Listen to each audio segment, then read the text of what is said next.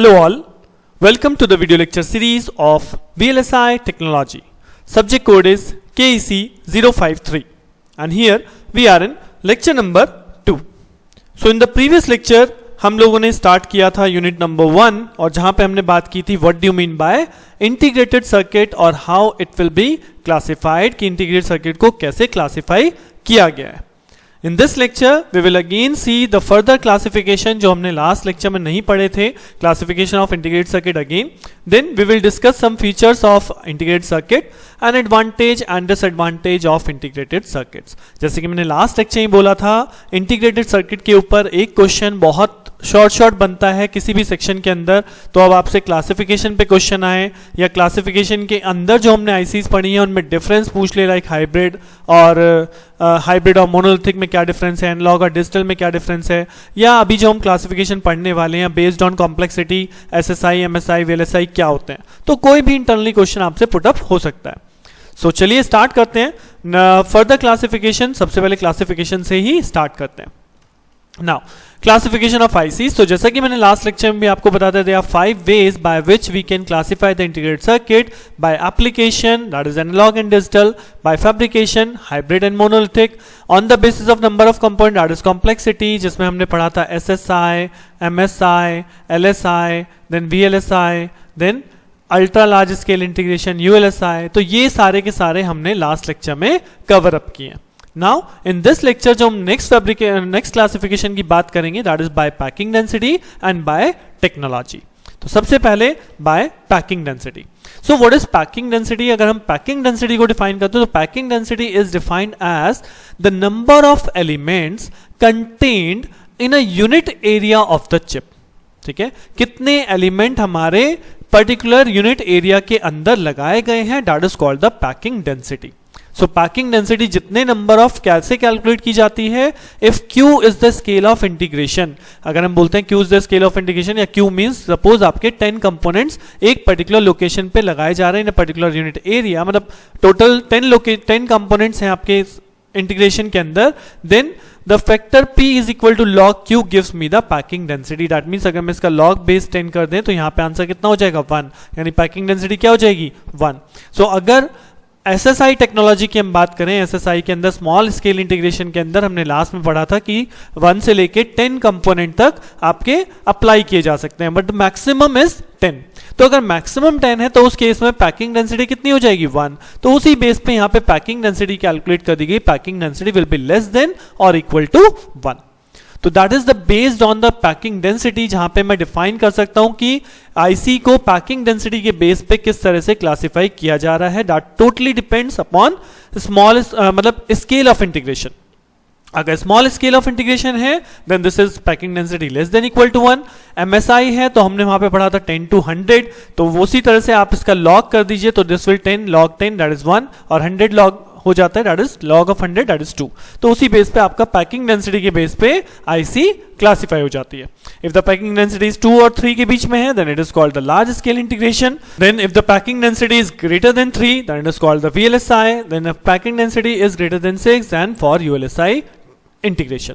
सो आप IC को depends on your complexity and IC classification based on the packing density. दोनों ही same चीज है, बट वहां पे हमने कंपोनेंट के बेस पे क्लासिफाई किया था और यहां पे हम उसे पैकिंग डेंसिटी फैक्टर के बेस पे क्लासिफाई कर रहे हैं. Next, classification of IC based on technology बहुत ज्यादा इंपॉर्टेंट है बिकॉज टेक्नोलॉजी के बेस पे आईसी दो कैटेगरी में डिवाइड होती है. एक आईसी जो कि केवल बीजेटी से मिलकर बनी है that is called the bipolar IC. A large number of BJTs are fabricated on a silicon wafer. ठीक है, जब आईसी केवल और केवल बीजेटी से मिलकर बनी है, large number of BJTs are fabricated on single IC single wafer, that is called the bipolar IC. और अगर वहीं पे मैं मॉस टेक्नोलॉजी की बात करूं, मॉस आईसी की बात करूं, यानी केवल मॉस सर्किट से मिलकर आईसी बनी है, only MOS circuit are fabricated on a single silicon wafer, that is called a MOS IC. So यहाँ पे एक तरह से आप ऐसे भी याद रख सकते हैं कि अगर बीजेटी से मिलकर बना है, बीजेटी और मॉस दो सर्किट हुआ करते थे, तो बीजेटी से जो आईसी बनी है दैट इज कॉल्ड बाइपोलर और मॉस से जो आईसी केवल बनी है वो है हमारी मॉस आईसी.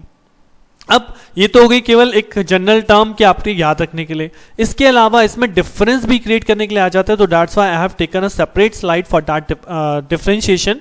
तो आप मॉस और बीजेटी आईसी में आपने पहले भी हम बहुत बार पढ़ते हैं कि what is the difference between the BJT and the MOSFET, तो वही चीज मैंने यहाँ पे आईसीज में भी डिफरेंस क्रिएट किया है कि लाइक सबसे पहले अगर मैं बात करूं तो मॉस के अंदर जो पैकिंग डेंसिटी होती है वो वेरी हाई होती है, बिकॉज मॉस जो बीजेटी के ऊपर एडवांटेजेस फॉर्म में आया था उसकी क्या एडवांटेज थी, that is a small in size. तो अगर साइज कम है यानी मोर number of components will pack together, और अगर मोर नंबर ऑफ कंपोनेंट्स एक साथ लगाए जा सकते हैं तो that means it gives me high packing density.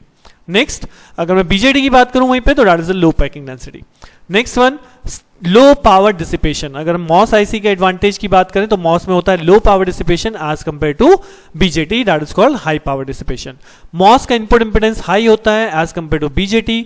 Switching speed MOS की हाईएस्ट होती है, हायर होती है एज कंपेयर टू बीजेटी। और मॉस के अंदर यानी मॉसफेट आईसी के अंदर नॉइस मार्जिन यानी सर्किट की ability to handle the noise वो भी हमारी ज्यादा होती है as compared to BJT.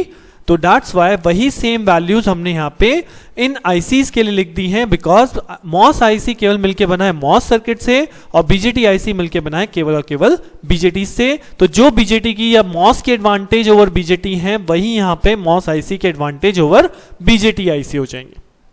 Okay so अगर आपको classification by the way mention करने के लिए आ जाए कि what do you mean by the या differentiate between MOS and BJT IC, so you can write these point. So that's why I have taken this particular slide in your lecture.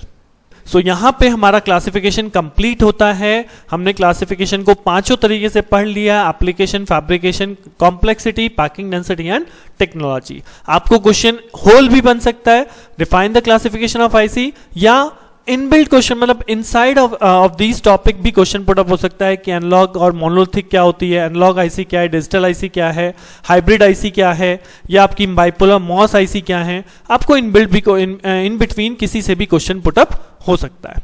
तो this is all about the classification of IC. Now the next जो मैंने यहाँ पे cover up किया है that is features of IC, आप कह सकते हैं important points regarding your integrated circuit.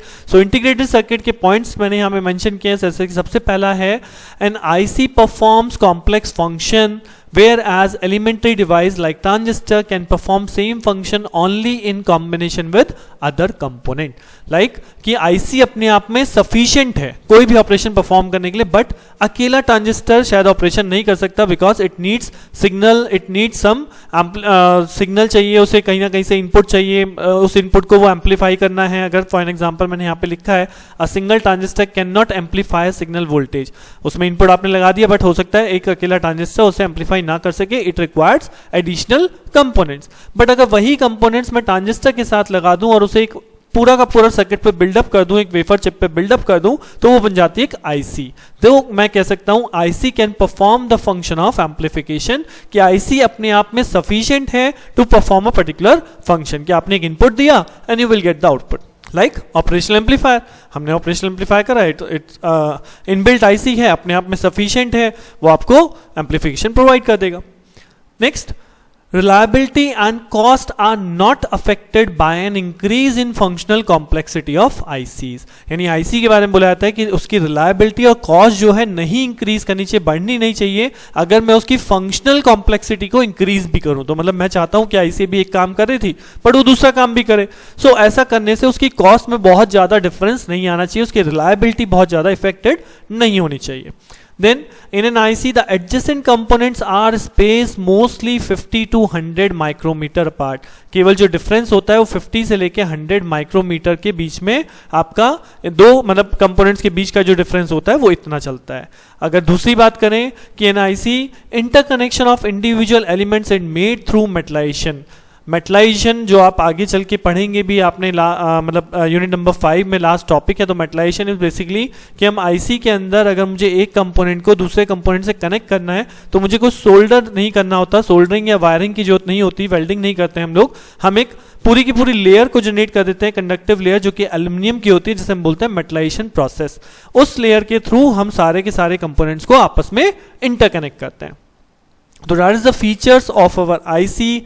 इसके साथ मैंने यहाँ पे डिस्कस किए सम एडवांटेजेस ऑफ आईसी। तो these are some advantages written over here, like low cost है, एक्सट्रीमली स्मॉल साइज है due to the fabrication of various circuit element in a single chip, that is a low cost and extremely small size, low power consumption, reliability increase हुई है क्योंकि हमने shoulder joint का use नहीं कर रहे हैं, and lesser weight and space requirement, क्योंकि मैं बहुत जो मेरे कंपोनेंट के बीच की स्पेसिंग है that is minimum spacing is 50 micrometer, तो इसलिए हमें स्पेस रिक्वायरमेंट बहुत कम होती है and also it is lesser in weight. But advantages के साथ साथ हमारे पास डिसएडवांटेजेस भी हैं। तो व्हाट आर द डिसएडवांटेजेस? तो डिसएडवांटेज में सबसे पहली और मेन आ जाती है, if any component in an IC goes out of order then the whole IC has to be replaced by a new one। मैं IC के अंदर कोई भी फॉल्ट अगर आ जाता है या IC अपना पर्टिकुलर फंक्शन परफॉर्म नहीं कर रही, then I will replace that particular IC। मैं उस IC के अंदर कुछ भी चेंजअप नहीं कर सकता है, चेक नहीं कर सकता कि हाँ जी कौन सा कंपोनेंट काम नहीं कर रहा। ठीक, हाई पावर प्रोडक्शन हम IC को यूज नहीं कर सकते because IC requires a low supply, यानी कि एक तरह से डिजिटल बेस पे आपकी IC वर्क करती है। फ्लेक्सिबिलिटी नहीं है, जैसे कि मैंने अभी बोला कि एक फंक्शन जो आईसी परफॉर्म कर रही है उसके अलावा दूसरा फंक्शन परफॉर्म नहीं करेगा, that is a lack of flexibility and it is not possible right now to fabricate inductor and transformer in terms of IC. हम इतने हैवी पावरफुल डिवाइसेस को भी आईसी की टर्म्स में नहीं ला सकते हैं, तो that is also a disadvantage of integrated circuit. So I hope इतना सब कुछ सुनने के बाद अगर आपको क्वेश्चन पुटअप होता है, now you can easily explain the classification of integrated circuit, what do you mean by integrated circuit, या what are the features of integrated circuit, why IC is important in this field, in this world, and what are the disadvantage and advantages of integrated circuit. So इस lecture में यहीं पे खत्म करते हैं। Next lecture में हम लोग स्टार्ट करेंगे the next topic of this unit number 1, that is silicon wafer preparation. वही हमारा मेन पूरा का पूरा VLSI का पार्ट है। सो हम स्टार्ट कर देंगे, that is the next topic silicon wafer preparation from the next lecture. तब तक के लिए थैंक यू।